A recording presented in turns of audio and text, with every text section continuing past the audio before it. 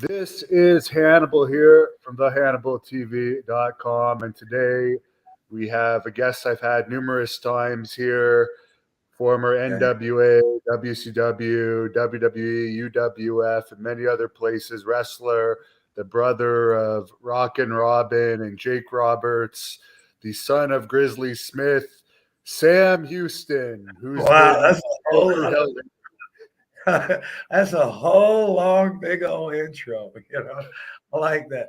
You got to add things like you opened up for the Who twice at the world's biggest party, almost eaten by cannibals twice, sunk the 8 ball twice one night at lockers and places.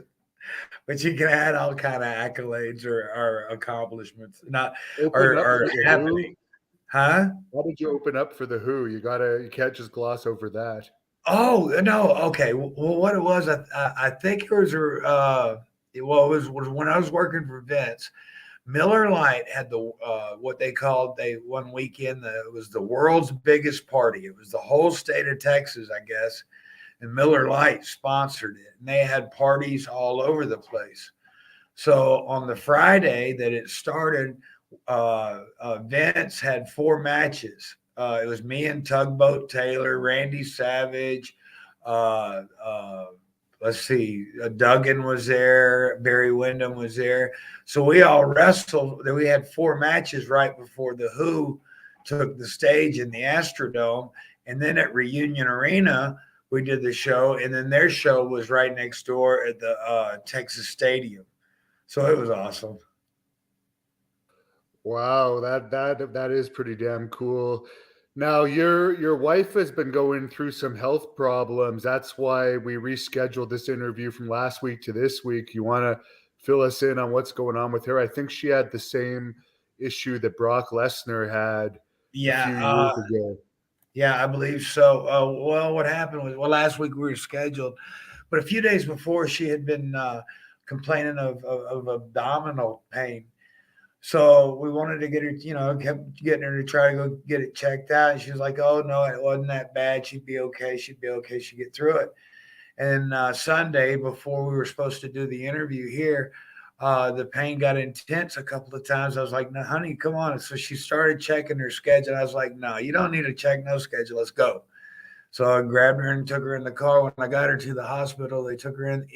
They did the blood test work and everything, and a CT scan. It came back that diverticulitis and an abscess in the colon.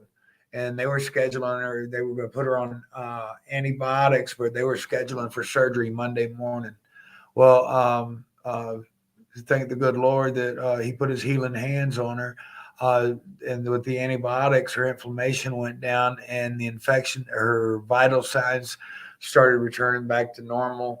So after consultation with the doctors and everything, uh, we want to get all the inflation down and get everything healed up as much as we can, and then in June go in, schedule the surgery for June, and they'll go in and take the portion of the colon out and then be able to sew it back together. That way, it's just going in and getting the bad part out and putting it back together.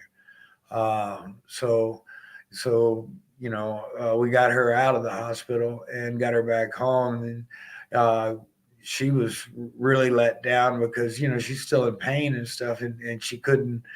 Uh, I'm the PWA U.S. heavyweight champion, and I had a title defense last night in Lancaster, Ohio, and she likes going on my trips with me, and it just was a big letdown that she couldn't go.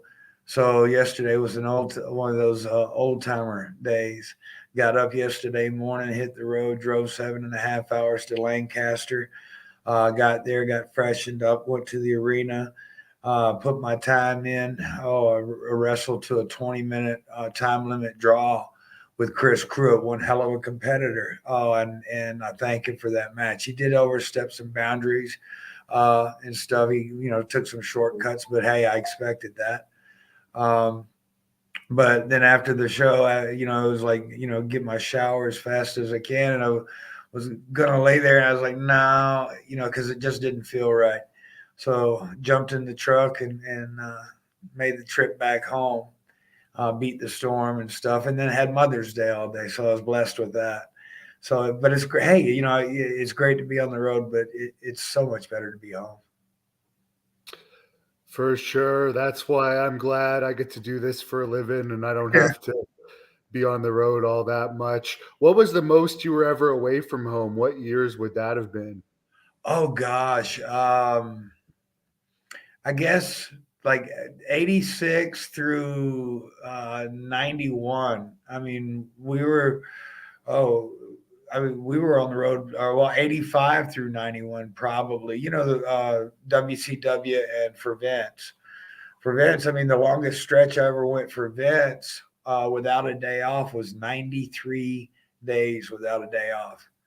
And there's a story there too. I got 93 days on the road and not a day off. Then I get 3 days off. And when I land in Dallas, Baby Doll picked me up, and I heard on the radio that Pink Floyd was going to be in town for a concert at Reunion Arena for 3 days. Well, I had her stop, and we bought tickets, but I had her get some autographed pictures to the guy that was selling us the tickets. And he gave me tickets I looked in the envelope when he got in the car. He gave me 2 tickets for all 3 nights. So it was really cool. So I had 93 days on the road and then 3 days of Pink Floyd and then back on the road again. That's incredible. And no wonder so many people went to drugs and alcohol in those years, and a lot of them are dead.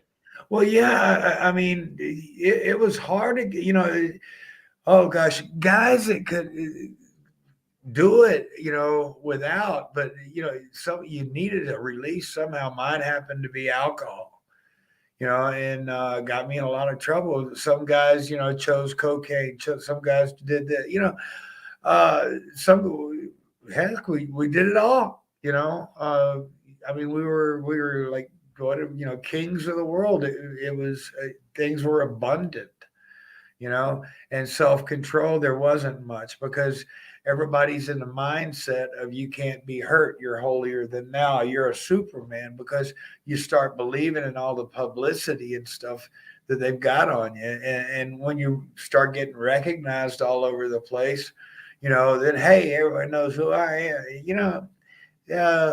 I don't know. It's a different mindset now. For me, it's easy because hey, I just walk where I want to walk.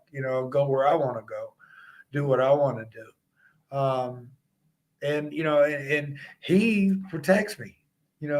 Gosh, I love my maker.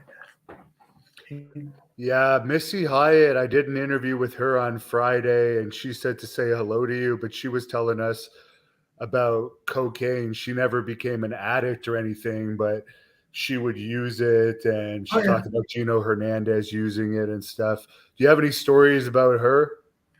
No, I mean, Missy and I were good friends and stuff. I guess I met Missy uh, when I first started.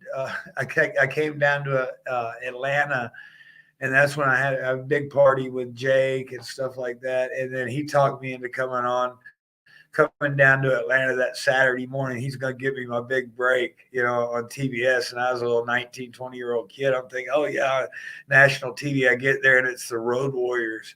But then the Tuesday night after the matches in Gainesville, I'd met Missy for the first time. And then I met her a couple of years later, but she was, I guess, with John Tatum at that time.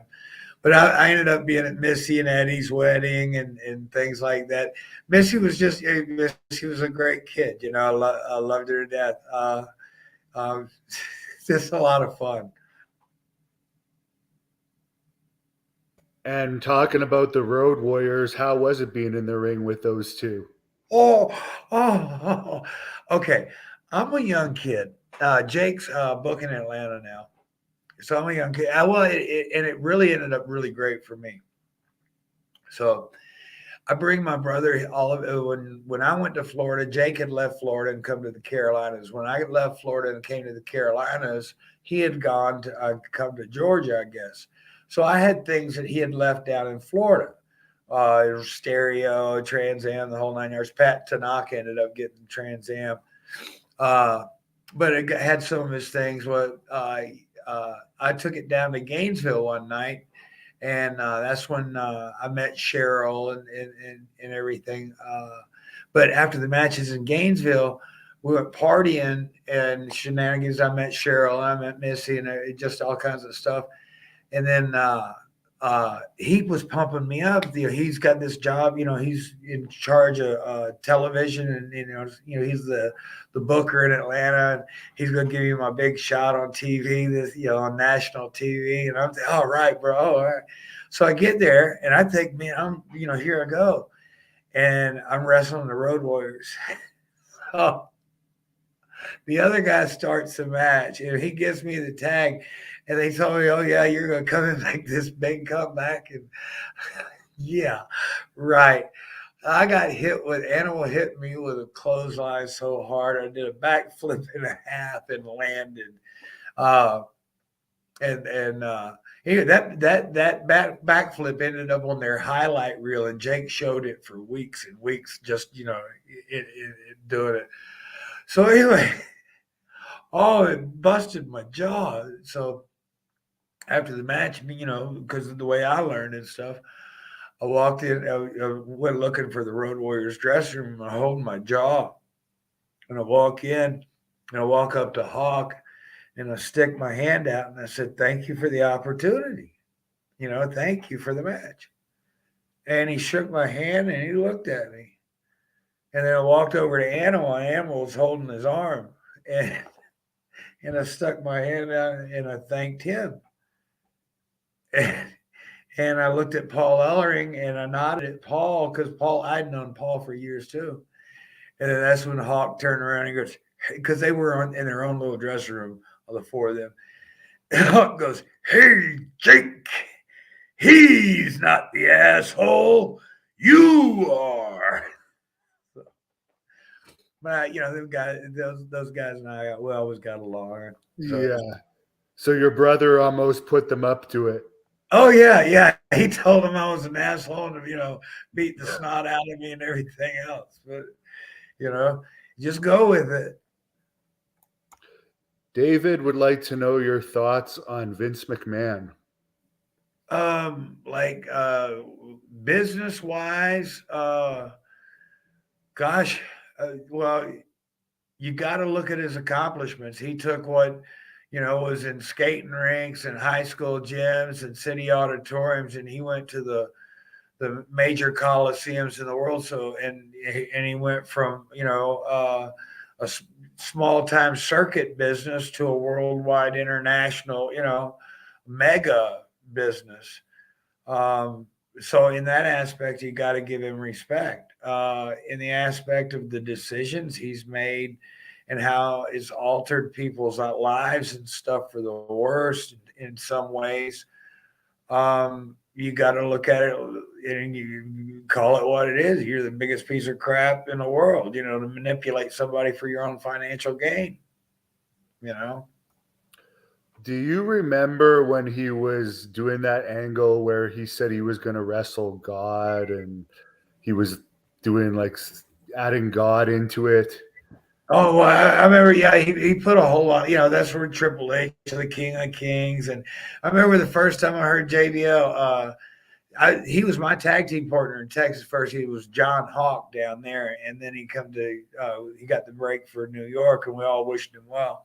But at that time, he had been my tag team partner down in they're out of the sportatorium and stuff, and so I kind of kept up on him, and I don't keep up with the business too awful much. I catch it here and there. But I heard an interview he did where he said he was a wrestling god. And when he said that, I was like, so I kind of took that a little, I don't know. And because in a way it seems like he was calling himself, but if you really stop in brass tacks and stuff like that, he's great. He's a good wrestler, so he is above average, so some people might consider his skills, godlike, but I don't. I just think he's a good worker. But they came His through the whole. greatest asset is being a heel more than his Huh? wrestling skill. He's just a good heel more than his Oh yeah, wrestling skill. yeah. I mean, John, and he always laid it in. Ricky Morton, he, he was frustrated. He's trying to kick. He couldn't kick Oh, Ricky you're Morton breaking in the up head. for It's like some trying to reason. kick a rattlesnake. Could you say that last bit again because you froze for a second there? Uh-oh. Are we having difficulties? Yeah, for some reason you froze. Hello? Okay, now you're back. Could you just say that last bit again about Oh, JBL? yeah. He come over. He was trying to kick Ricky Morton in the head, and he couldn't kick him. He was chasing him all over the ring. And he come over there, and he tagged his brother. He said, "Trying to kick Ricky Morton in the head is like trying to kick a rattlesnake." Ricky grabbed me and he said, "We're gonna kill you if you tag him back in again. Don't you tag?" So we got him. Oh, it was great. Yeah. Now, he was known as a bit of a bully in WWE, and he was kind of an enforcer in some ways for Vince. Was he like that in his younger days, or was No, I mean, no. We were. He was fine in Texas. He didn't have an attitude like that. I guess once you butter the bread a little bit more, I mean, attitudes change or something. Maybe that's what was going on. Mm. He definitely was. Or at first, when he broke in, you didn't think he was going to be a corporate or a company man, but then throughout his career, that's how he lasted. He was a corporate, corporate and a company man. He was able to change himself several times, rebrand himself. And hey, more power to him, man. I'm glad for him. I love the guy to death. I mean, we destroyed him and James Beard destroyed. I guess it was Ted Nugent's manager's place in Abilene, Texas, I believe. John, we were partying. John walked out of the living room across the hall into the guy's master bedroom. He got us kicked out of the bar because he had oil on his hands and he dropped his drink. And Texas Alcohol Beverage Control told us if we didn't leave, we were all going to jail for public intoxication.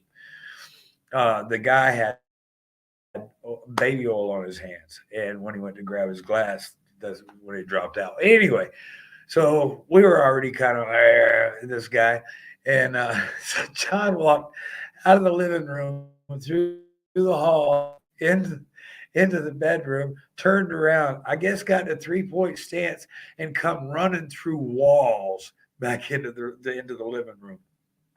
Things were a little bit wild back then, but yeah, it was a good time. yeah? James Beard isn't so innocent. No, I can no. James James is great though. Hey, I tell a joke about it. James is sold. He when he's refereeing, he still counts in Roman numerals. He actually refereed one of my matches last year at a rodeo, and I thought he did a great job actually as far as acting ability and facial expressions. Oh, James is good. James is good. You know who was really good too was a referee for Mid South for a long time. His name was Jerry Usher. And when the babyface was after the heat and stuff, when the babyface was making his comeback, Jerry would pop with the people, and then he would catch himself and get back to the referee part. But it was just that extra emotion, that extra little oomph you put into something that gives it all the meaning in the world. Ryan would like to know if you ever met Mark Callaway, who went on to be the Oh Undertaker. yeah, yeah. Met Mark a few times. Matter of fact, when he first came in to work for Vince, when he first started, we sat there his first day coming in. I sat there and talked. I talked to all the new guys. You know how everybody's got attitude and they don't want to go around and intermingle and stuff like that. I didn't have a problem conversating or getting to know anybody, and always the new guys. So I was easy to come talk to. I'd even go up, but I remember we were sitting there talking, and Jake had told him to, when he's working and everything, if somebody does something, he needs to sit up, Friday the 13th, do the Jason sit up thing. That's where that came from. Jake helped him out a lot of guys, because, he didn't know what was expected of him, and he could have turned that one of two ways. It could have been cartoonish, or it could have gone to what it is. He turned it into a phenom. He is the phenom. But it was his abilities and everything he did. Now, yes, they packaged him in the right ways, and wow, what a job they've done. But what an athlete he is too, So oh wow, what a guy. I've got nothing but respect for him. But we've met several times, and I just wish him the best. I'd like to, if he ever decides to have one more match, I would like to have that match with him. I've got a couple of little things I still want to do. I'm sure they'll drag him out of retirement again, just like they did Austin, who said he would never wrestle again because they need the stars. Well, I'm hoping that maybe, because I was in the very first Royal Rumble. I'm still active. I went 20 minutes last night with Chris Pruitt, the PWA's top guy. So I did pretty good. Oh gosh, I was sucking wind, but I was tired. But I was getting ready to catch that second win, and I might have had another 10 or 15 in me.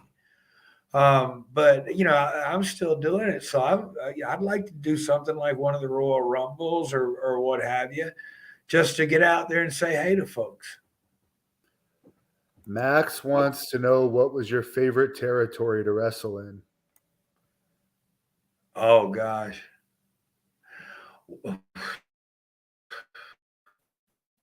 Well, every territory that I wrestled in was so different. Mid South, I like that because it was, for me it was home, and I had made it because I told my dad and Bill Watts that I wasn't going to come home until I was, main event. When I came in, I didn't want other guys to think I didn't deserve anything I got, and so I did that. I liked coming home. I enjoyed Florida because all the trips were short and the weather was great. You had that 20-minute shower every afternoon. But I loved Florida, but I wasn't there long. The Carolinas, the time when I was starving, it was hard. The times when I was making good money, it was great. So I'm in the Carolinas now, so I guess this is home now. So I like it here now. But yeah, I think out of the territories, when I was coming up in the territories, Mid South would have been my favorite, because just it was an awesome. They put out an awesome product. They put out awesome mega stars. They just, Bill Watts and my dad and Ernie Ladd and all those guys did an incredible job. How did you personally get along with Bill Watts?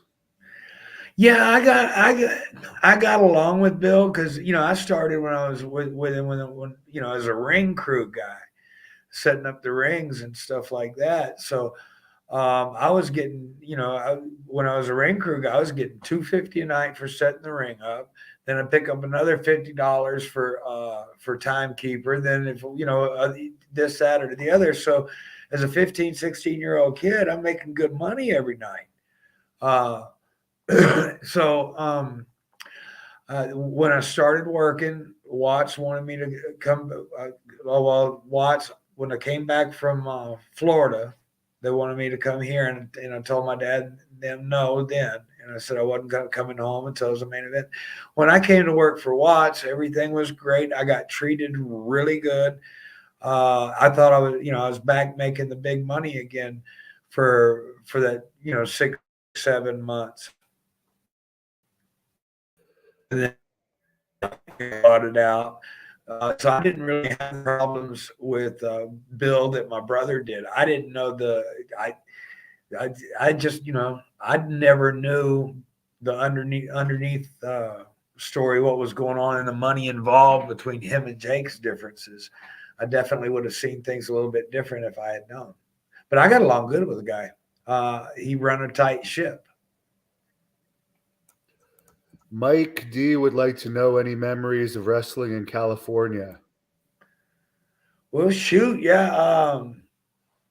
Gosh, I think it was San Francisco,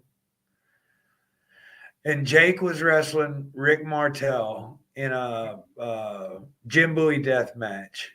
Rick Martel had sprayed the fungicide or whatever it was, perfume in Jake's face. Well, so they come finally. They got the mask thing. So they're sitting there and they're in the ring and they're going around. The people are going nuts when they get close. All of a sudden they point their reach epic proportions. You go that way and then they miss the guy. Oh, it was funny. So anyway, finally Rick Martel pulls his hood off and now he can see, but Jake can't. And he's putting the boots to Jake and I'm watching back in the back. So I take off and hit the ring. So as I hit the ring, Rick Martel hits the skids.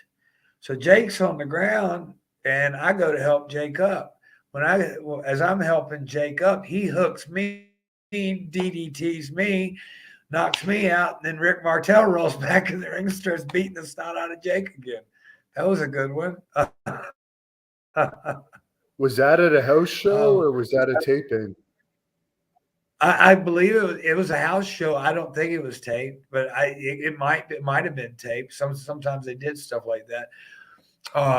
But yeah, there's a lot of stuff of me, I guess, that it will never make it out. I know I did at the Hall of Fame thing right before Warrior passed away. When I was walking through, me and him had like I don't know 30 minutes. We were talking, the cameras right there and they're filming. We're talking about old stories and stuff like that. I've looked for that all over the place and I can't find it. You know, they keep, there's 2 matches I know that I've seen, or 2 out of 3 matches that were filmed with me and Big Boss Man. They were just great matches. Well, I think it was 3 all in all, 3 different matches that were on film. And then you could only find one of them now. Hollywood Big Daddy Trips wants to know your thoughts on the goon Wild Bill Irwin, who I guess in recent years has had some substance abuse problems. Oh well, I wish him the best. I always had the best. Gosh, I've known Bill Irwin since I was since 1971 or 72. And this business will do it to you. And he's up in the cold in Minnesota. There ain't a whole lot to do except sit there in a miserable place and indulge. If he's got his problems and addiction problems and stuff like that, I wish him all the best, and I hope he gets help, and I hope he finds what he's looking for. It's not going to get any better the more you drink. You're just going to get more sloshed and be able to pass out quicker. Tomorrow, those problems are still going to be there. Yeah, he did an interview with me that didn't even go half an hour, and he was practically passing out during the interview. It was pretty funny, actually. Oh yeah, leave it to the boys. I mean, with us, you got to expect the unexpected. The CACs goes to give Kim Patera an award, and it's such a long walk to the bathrooms that he had to find the place to pee and the whole 9 yards. And I guess there was a big stink because it was in the hallway.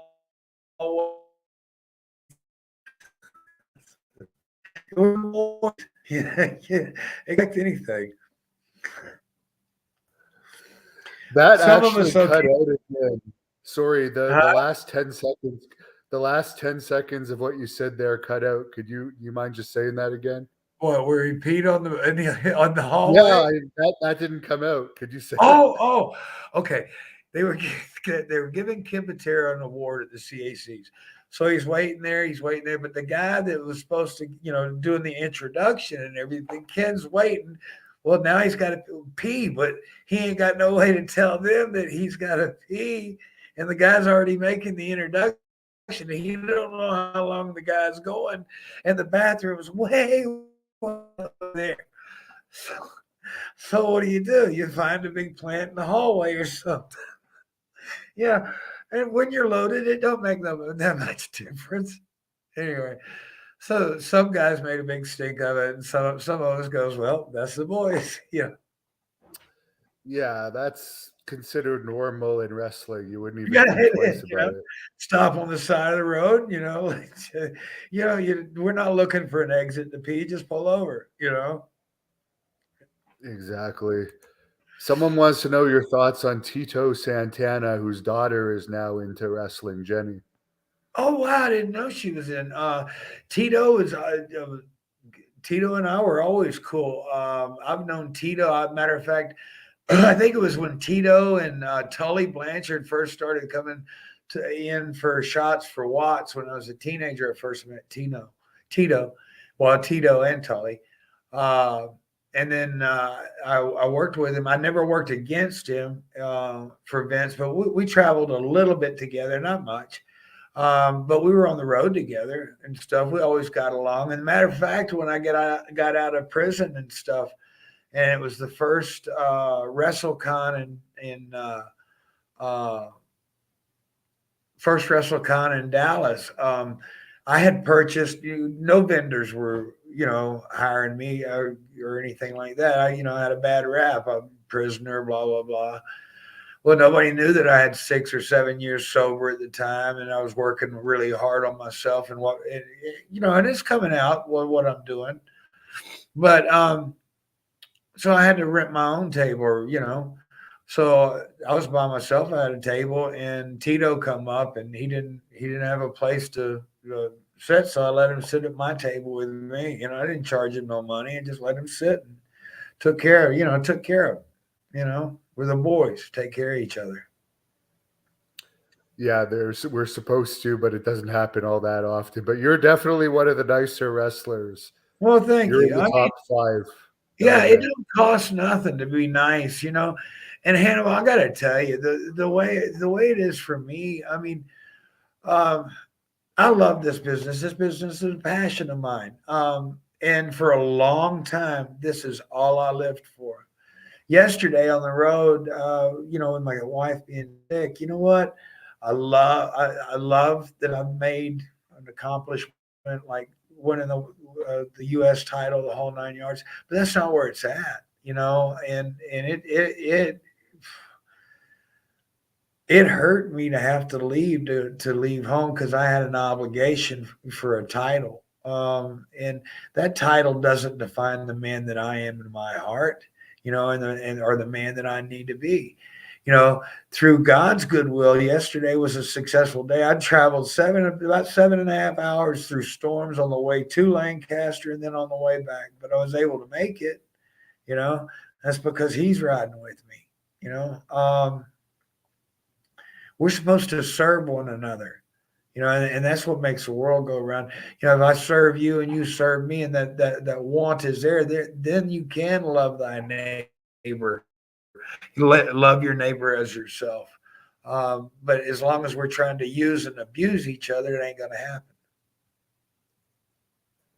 I'm pretty sure you got off alcohol strictly through religion, but when I interviewed your brother, he was saying he takes these anabuse pills that basically make your body allergic to alcohol. Did you ever try those? No, I was going to, but I just didn't want the thought of getting sick when I drank because I figured I was gonna backslide. I tried for years and years before I quit drinking. You got to realize from 1991 to 2009, I mean, I was drinking. I was steady drinking. I was power drinking. I was drinking 1 to 3/5 a day, almost every day, except when I would try to get sober. Now, one time I went a year and a day. One time I went about a year and a half, and oh gosh, one time I went about uh, somewhere right around there too. 3 times I had over a year sober, and I always thought I had it licked. and I'd be driving down the road or something like that, or be sitting there and thinking, well, I could get a half pint and nobody will know. Well, you get that half pint in you, and that happens that first day, and nobody notices, you know, because you built your trust.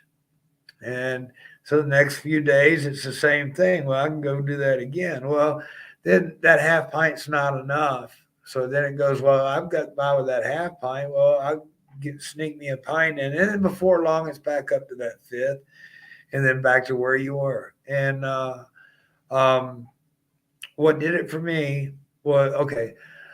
I got arrested on August the 28th of 2009 for an improper lane change. Um,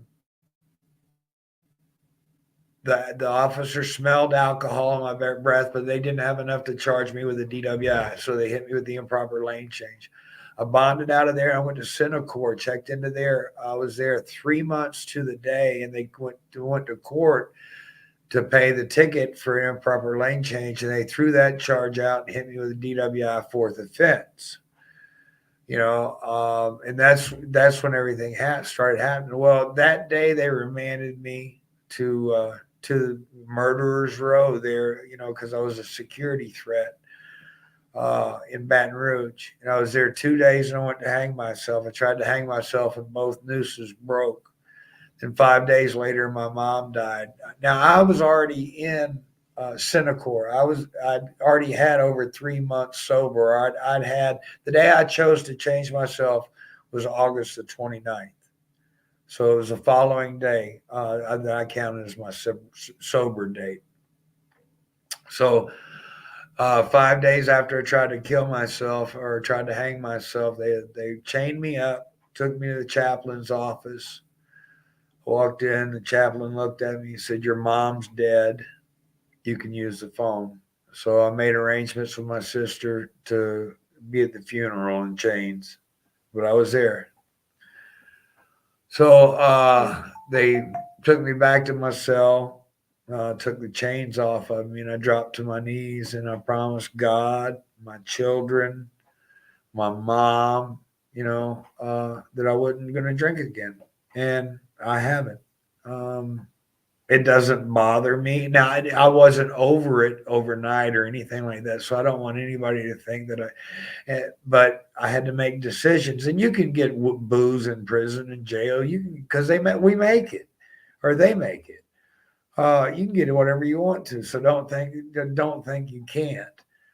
Um, but these were decisions. I had to stand up, draw a line in the dirt, say, cross that line, and say, you're not pushing me back. And that's what I've done. And I've never been happier in my life. I'm clear headed. I'm still a lot of fun. I never was a mean drunk or a bad drunk or anything like that, unless you attacked. Unless you attacked my alcohol, my crutch. Called me out on being a drunk. But I was usually a pretty cool dude. Yeah, I can't imagine you having too much of a mean side, which, by the way, the goon did have a mean side when he was drunk. Bill Oh, Evans. I didn't know. Yeah, Yeah, well, he was a wow. real asshole. Oh, well, poor guy. Well, he might just be misunderstood in some ways. Who knows?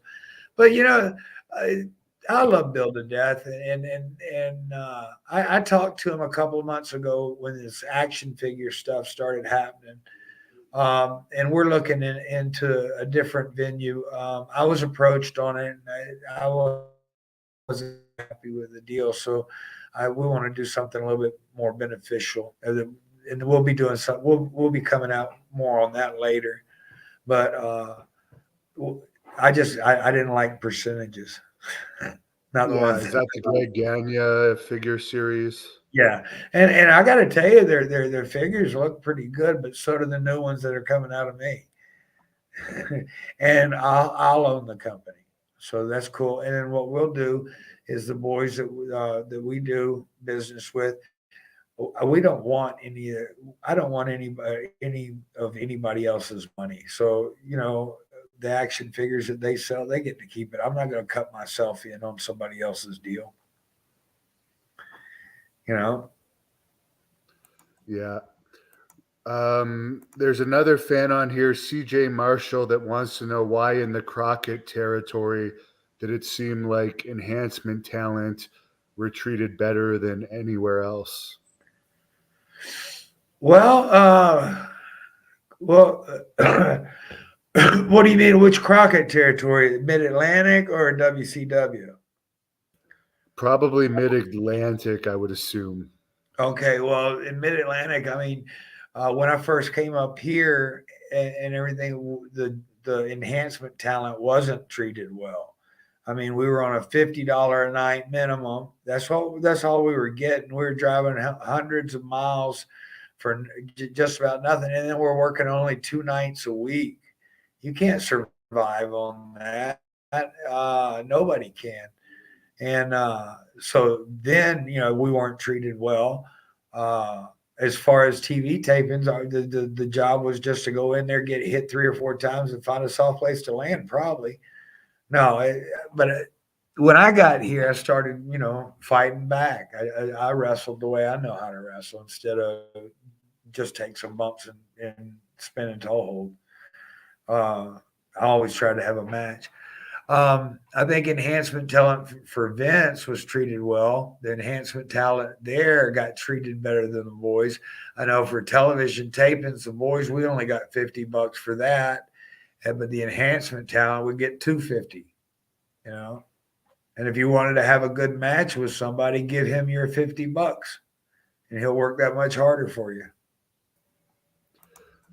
Ryan has a comment here. He said, Sam, I had a hand in leading my mother to Jesus Christ. She passed away a year ago this Thursday.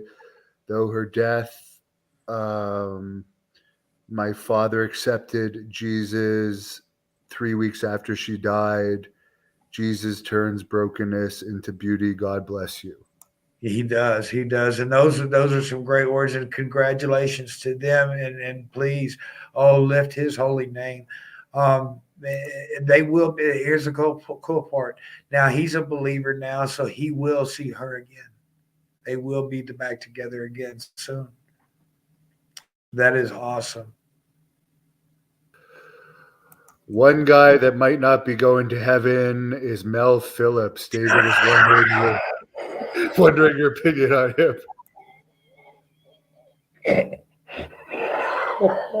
I don't know.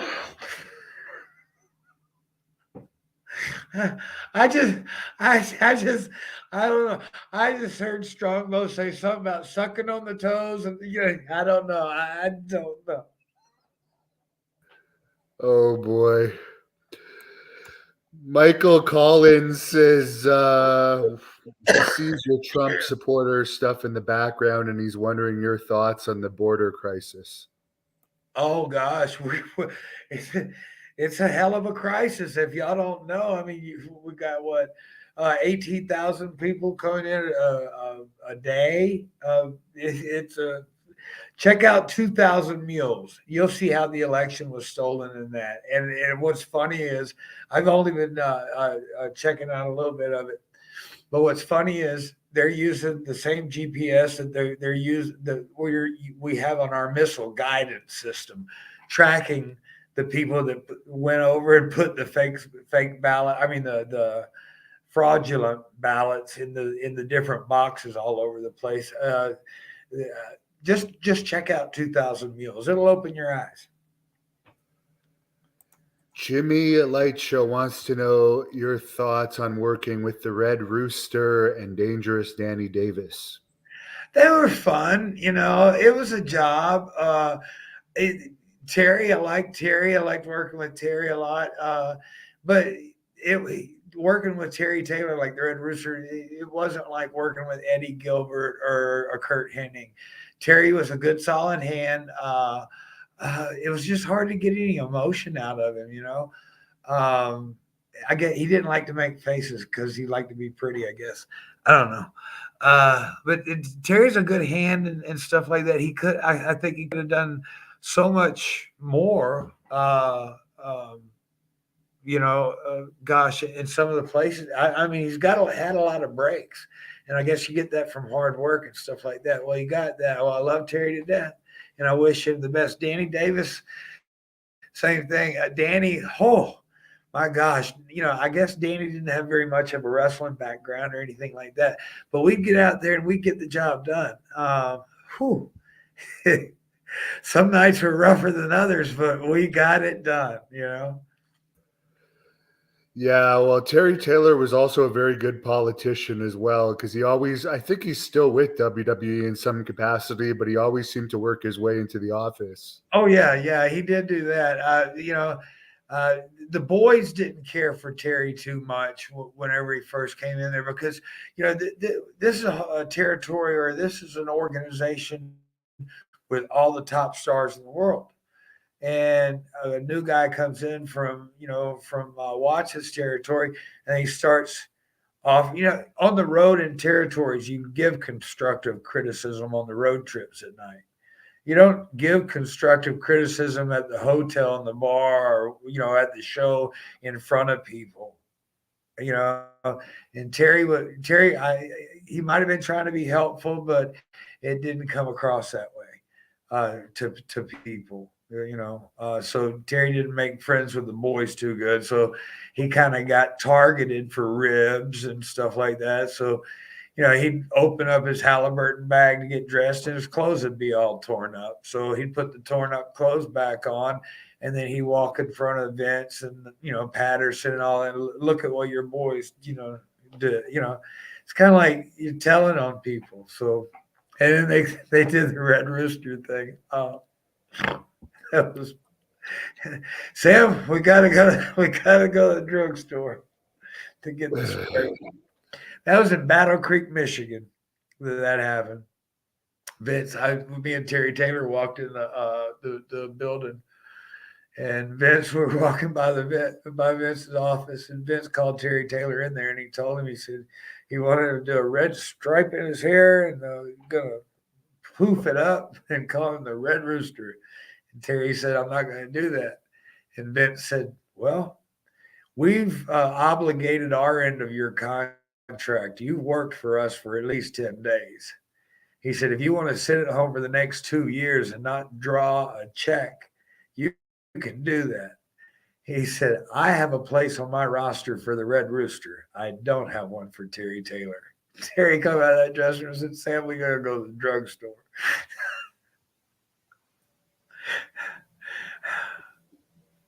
Very funny day. Yeah. Another enhancement guy from the 80s that everyone remembers is Iron Mike Sharp, who was OCD, I guess. And someone's asking if you ever witnessed any of that behavior. Oh, yeah. I've known Mike for a long time. Gosh, I think I first met Mike, I was about 14 or so. I was on the road with my dad a lot. So, I mean, and Mike had come in. He was young in the business and stuff. He'd just come down, from Canada, working for Watts. And, they brought him in. They really used him well. They, used him he wasn't the top, nobody's going to be the top, not when Dog's there and stuff. But of course, anybody that knows how Watts' talent was, everybody was sort of all up there. They were at the top of the ladder, so Mike was one of those guys too. Mike was a little OCD. Yeah, he carried 12 rolls, a whole 12-roll pack of toilet paper on the road with him. You always get the big bottles of, baby oil. He'd carry a case of tape on the road. Mr. Wrestling too used to mess with him over the tape. He never wore tape, but Mike would come back from the ring, and all the boys in the dressing room would be taping their wrists up and wasting tape. And then Mike would catch on. It would be Mike's tape, But yeah, Mike was a great guy. I knew Mike for a long time, and then working with him, gosh, then you suffer the boom boom. And he had a hell of a boom boom. He was a good guy, though. I really liked Mike a lot. One of the ribs I used to play on Mike was I'd get in the dressing room, and then I'd see Mike coming down, so I'd go in the bathroom. And as Mike's walking to the bathroom, I'd stop and I'd shake his hand. And then after I'd shake his hand, because Mike's first thing he would do would be to go wash his hands. So I'd shake his hand, he'd wash his hands. And then while I'd be talking to him, I'd shake his hand again. And after I'd shake his hand again, while we were talking, he would go back and wash his hands again. And I'd get in like 3 or 4 times a day.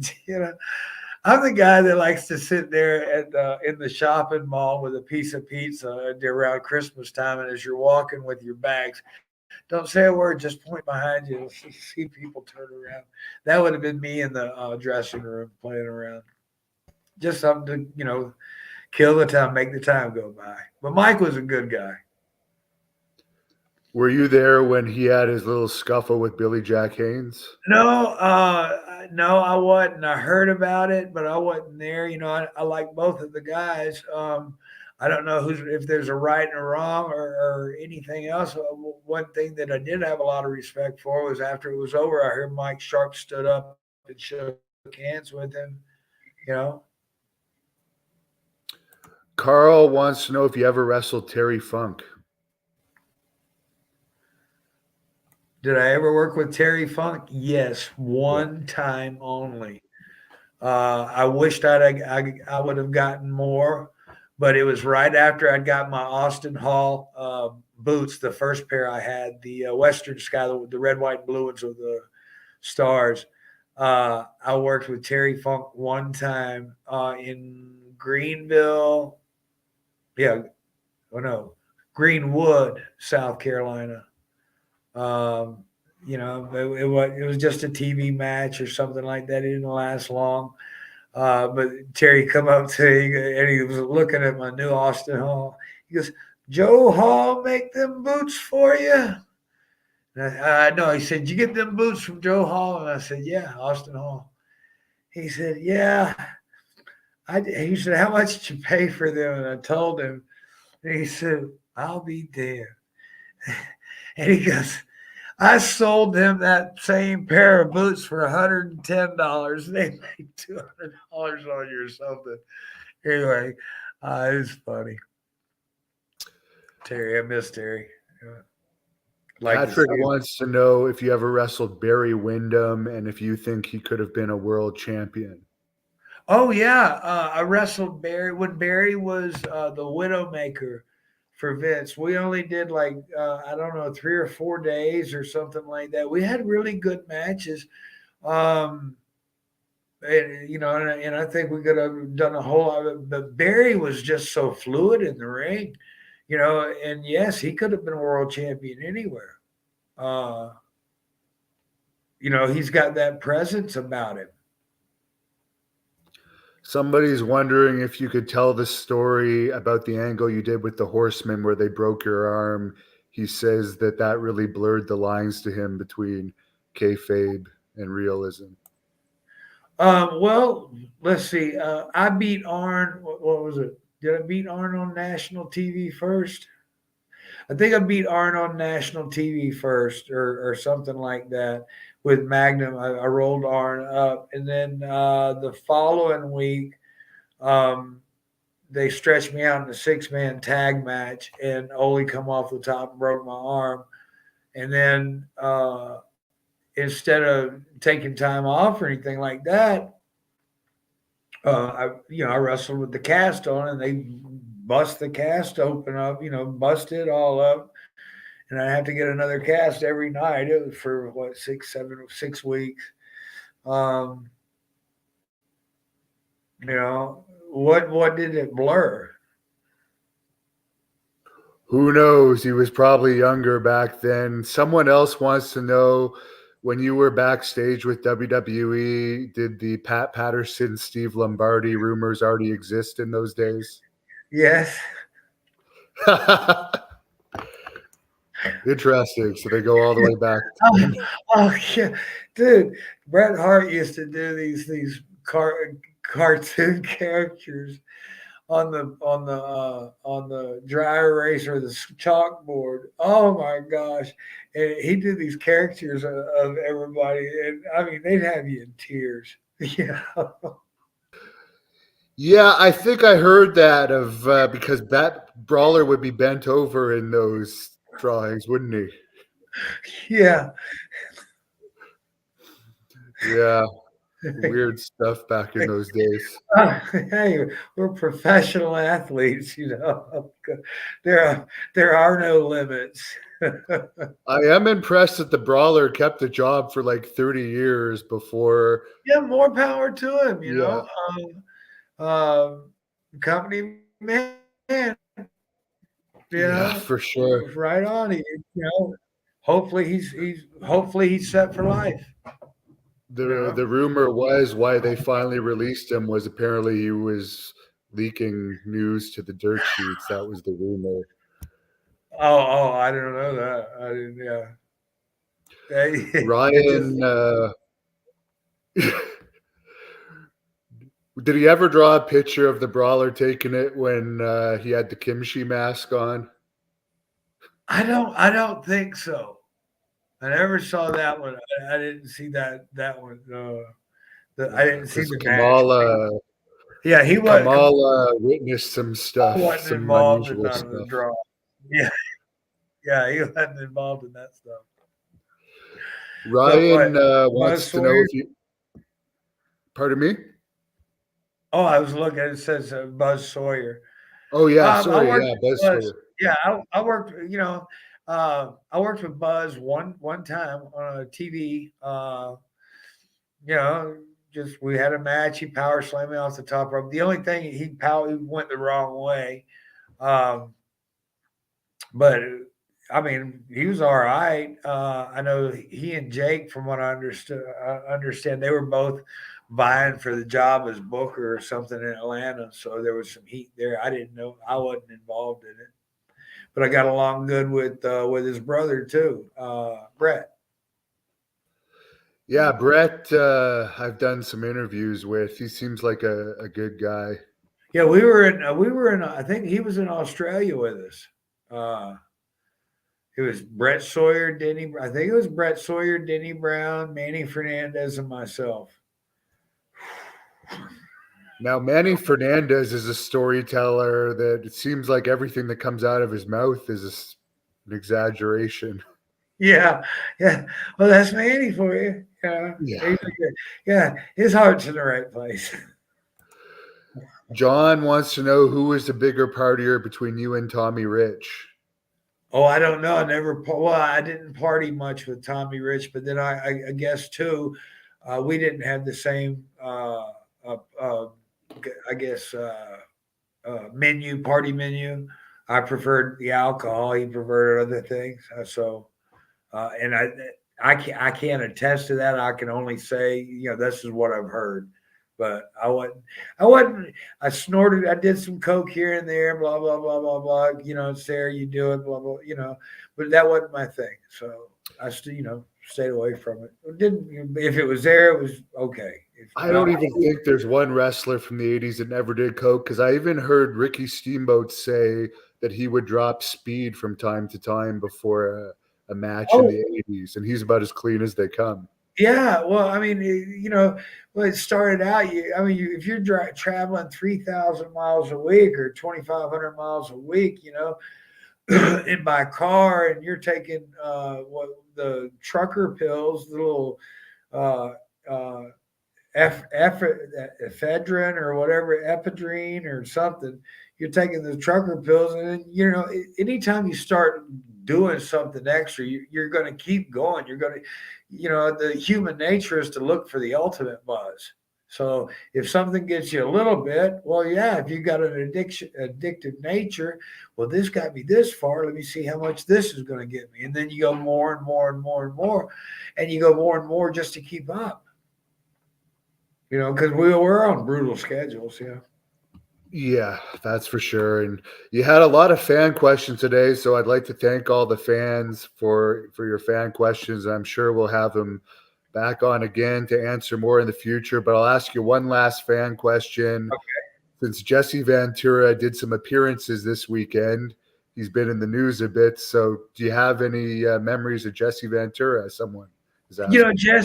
Jesse and I, we didn't have close relationships. We passed each other in the hallways and stuff. We knew who each other was and stuff like that.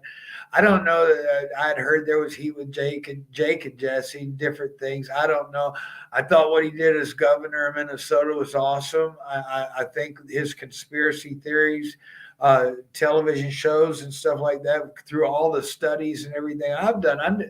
When he did the show on the Bilderbergers, I already knew what he was talking about because I'd already read, through my study, and I already knew a lot of these things. And these things do exist, y'all. So listen to the guy. The guy, he's on the right track. He wouldn't be leading you wrong. So my thoughts on him are I like the guy. The one thing I want to tell you, Hannibal, because I know I was telling some stuff the other day about dog and everything. Whenever we were in a town, me, Jake, and dog together, and especially if Harley Race was there, this would always happen. Anytime Jake and dog were in the same town, whenever Jake could get to the dressing room, he put the snake bag down. That's when dog would make his decision where he was sitting. And dog would always come and sit right next to the snake bag, because if he sat next to it, then he knew that the snake was right there and nobody could mess with it. So I would go and start talking to dog, and Harley Race would crawl up on his hands and knees and untie the snake bag and give it a little jiggle while I was talking to dog, and then the snake would come out between dog's legs. One thing is, be out of the way, because that man will run right through you. Well, you had a few people asking about the junkyard dog again, so there you go, fans. Yeah. He brought it up himself. Yeah, dog. We were on the road for a long time, so we had some fun, you know. But hey, man, thanks for having me. I love coming on. I love talking to your fans and stuff, and I love reliving stuff. So anytime y'all want to give us a shout, let us know. Oh, there's actually one thing I should bring up before you go off, because Okay. this is newsworthy. I mean, here's the mug shot. Tammy Sitch Sonny was arrested and she's facing 30 years in prison related to killing a Right. guy in a DUI. I guess she was 3.5 times over the legal limit. Do you have any thoughts to share on that before we close up? Well, yeah, okay. I don't. I can't. I don't know what all her battles are. I've heard about all the crap in the news, but it looks like it's time to take your lick right now. You've been given so many chances. The lady was given so many chances and kept going back, kept going back. Addiction is a vicious cycle. I hate it for her, but this is what it's going to take to get hit rock bottom. Take this and use this time to rebuild yourself. I don't know what statute you're under or she's under or anything like that. I don't know if she'll have to serve a third of her time, half of her time, 85%. Every law or every state is different. There's a lot of things they're going to have to factor in when she's going to be eligible. She should be eligible for parole, later on. So, even though they're saying it's 30 years, it may not be that much. Yeah, and she hasn't been convicted yet. They're just saying she's facing up to that much if convicted. Well, she needs to take this time, work on herself, get right with God. They told me what I was facing, and I was in that prison 2 days, and I went to hang myself. I mean, that's where you go. That's where you go in your mind. You can't take it. You gotta get ready, and you gotta get ready. I pray for her. She's in need of prayer. She's in need of help. Maybe somebody can get through, but she's got to be the one that reaches out and asks for it. It can't be done her way. It's got to be, Yeah, right now she hasn't shown any remorse. She was trying to allege that the guy had a heart attack and actually died from a heart attack. So she needs to take her lick. Well, I'll let you close this up with whatever you want to say to the fans. Thanks again, and I wish your wife all the best with Thank her you so health much. battle. Oh, good. Thank you so much, fans. Man, thank y'all. Um, it's been a long road for me, and I'm still kicking. I'm still doing it. I appreciate all the support that you give me. If you want to follow me, please follow me on Sam Houston. You can come follow me and join Sam Houston Fan Nation on Facebook. You can find out we got cool new T-shirts coming out, or that are out now. The Renegades T-shirt. That's Charlie Norris and myself. And this is an oldie but a goodie, you know. This would look like now. There, I did have a version of me looking like a T-shirt like this where I was young, but I'm a little older now. And then this was one that was in the Toronto Sun. This was the centerfold in 1987 in the Toronto Sun newspaper. Me against Jose Estrada. If you want to find out more on this and a whole bunch of other stuff, follow me on Sam Houston Fan Nation. Hey man, I love the ride and I'm gonna keep going. I ride across the sky on the edge of a lightning bolt, baby. Y'all take care, love you, and God bless. Thank you for watching the Hannibal TV. Please help me out and like this video, then click the subscribe and get notifications buttons